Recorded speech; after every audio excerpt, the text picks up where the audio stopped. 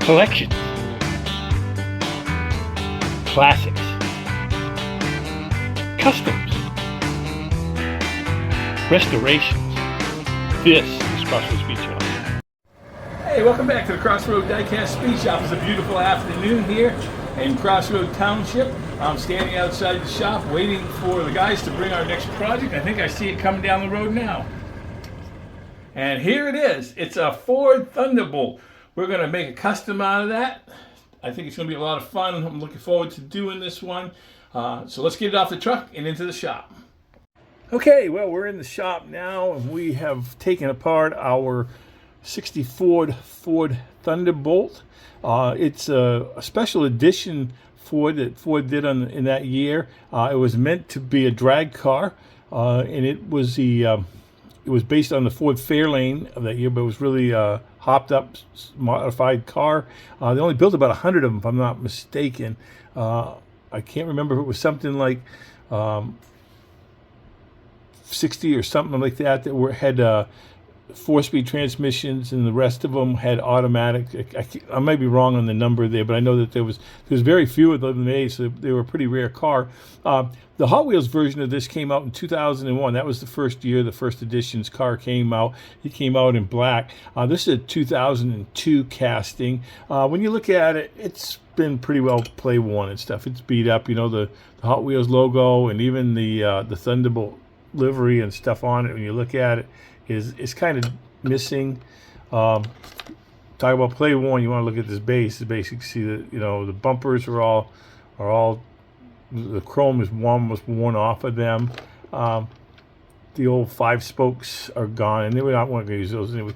And I don't know what it got in, but it's really got a lot of stuff up on top there. I don't know if that's salt or what that is that they got up underneath there, but we'll clean that all up. We'll clean up the interior too. Got some ideas maybe for that as well, but we're just gonna customize this and make it a little bit better than what it was. So let's get on with our project. All right, well, before we put our Thunderbolt into the stripper, one of the things I like to do is I like to make sure the tires fit. And I got these wheels I want to use from Sam Ed Wheels. I think these are the ones I'm going to use. You can see that the axles are a little bit long after you put 2 tires together. So what I usually do is I'll take a Sharpie marker, and then I'll just mark that right there. And again, it's the kind of the thing where you want to measure twice, cut once. And if you're gonna cut it, make sure it's always a little bit better to cut long than it is to cut short. You know, on this, because you can always shorten it up, but you can't ever add to it. You have to get another axle. So hopefully that'll make it out. We just snip that off, and go back a little bit here. And I take some of these fence pliers, and I put the end of the axle right in there and squeeze it.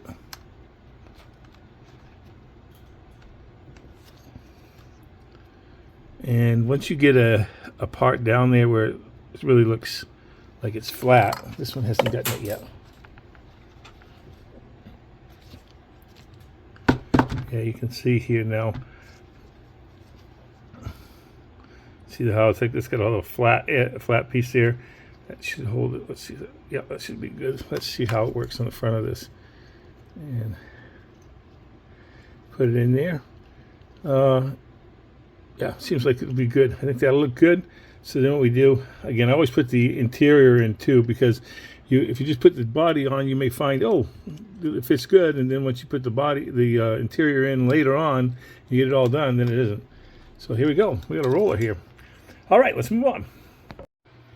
We're moving right along with our little Ford Thunderbolt restoration, customization, whatever you want to call it. Again, as I said earlier, you can see that the base is pretty play worn. A lot of the chrome is off it, so we're going to have to do some repainting and chroming on that. So what I like to do on that, I usually put a little wire through the, give it a couple twists through one of the holes there, and I take some of the Super Clean. Super Clean does a really good job of taking it off. And you just push that down in there, and you put that in, and then put the cover on. Let it sit for a while, And with as bad as that is, it probably won't take very long for it to get done. So let's move on.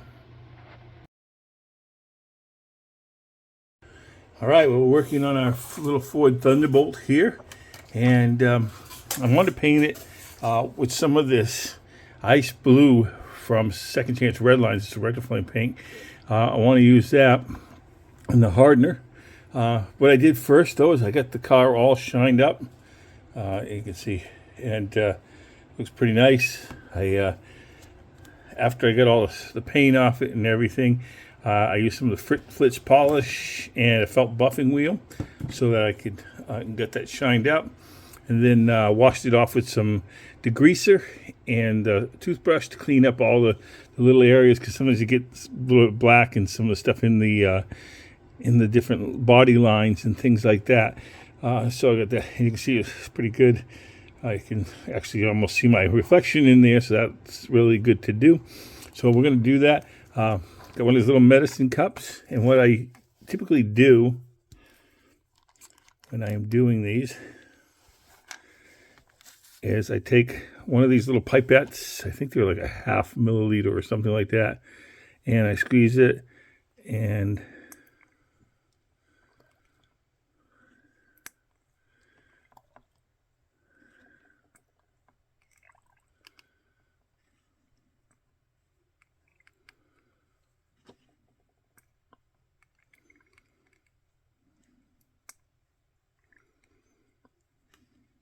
seven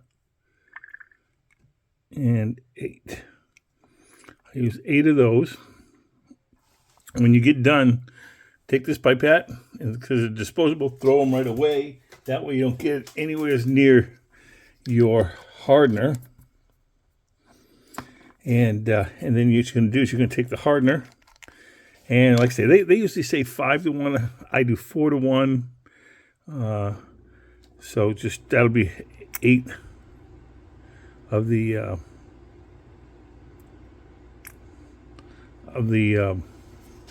blue, the coloring, rectifying blue, and 2 of the hardener. And I use one of these little craft sticks, stir it up a little bit just to get that. And so you got that, but always make sure you use different pipettes. Don't use it. You may think you're saving yourself some money, but you're not. You're saving yourself a lot of headache by just taking and doing different pipettes for the thing. And the disposable, they're really cheap. You can get them. I can't remember how much I paid for, like 400 or 500 of them. So, but to do that and mix it all up. So now we're all ready to go into paint. All right. Well, we're back, and while we're working on our Ford Thunderbolt, you've heard me many times talk about these little pizza pan steering wheels, and I don't really care for them. I've got a bunch of 3D printed ones that I got from my friend Andrew at Maple Leaf Customs that he gave me. And so what I did is I used these snippers, and I snipped out the old ones, and then what I did is I took some of this super glue gel. It's kind of nice because this doesn't have that capillary action so much, so it kind of stays in place a little bit better.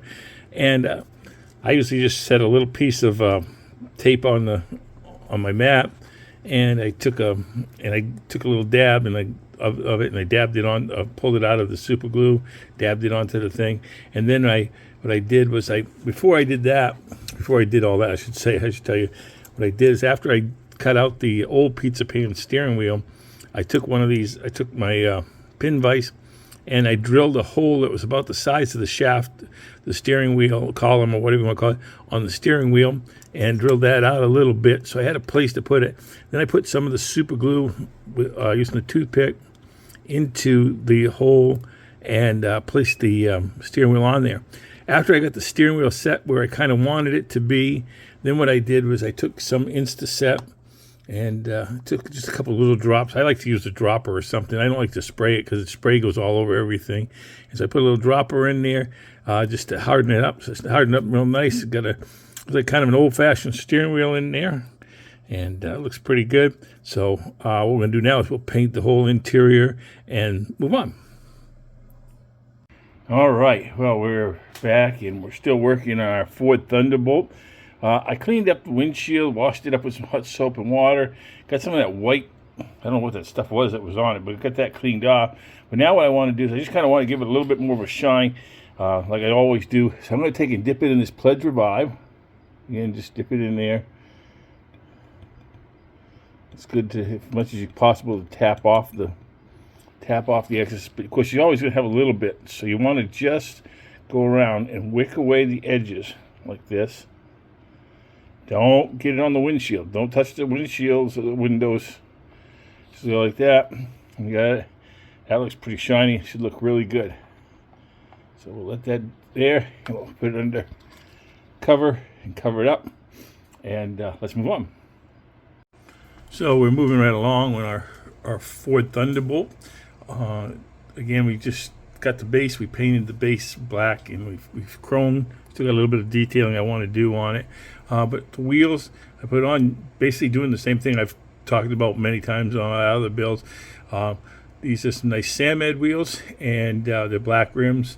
And I really like those wheels. I think they look really good, and they're going to look really good on the car once it gets done.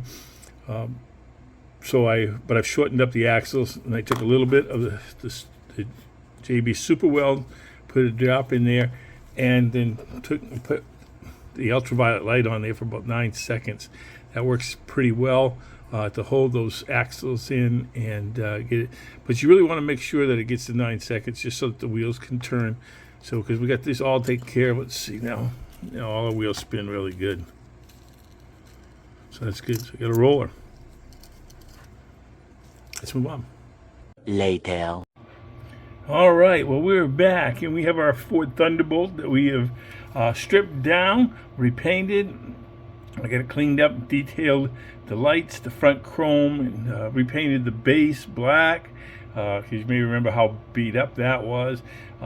Interior, I took and painted that white. You may remember I put on in one of the new steering wheels that I got from my friend Andrew over at Maple Leaf Customs.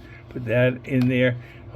Washed up the windshield. There's still a little bit of a hazy bit on the top of the windshield, but otherwise cleaned it up nice and dipped it in some Pledge Revive, so it looks pretty shiny. So we're going to put this thing together and get it on the turntable, and we'll take a look at her.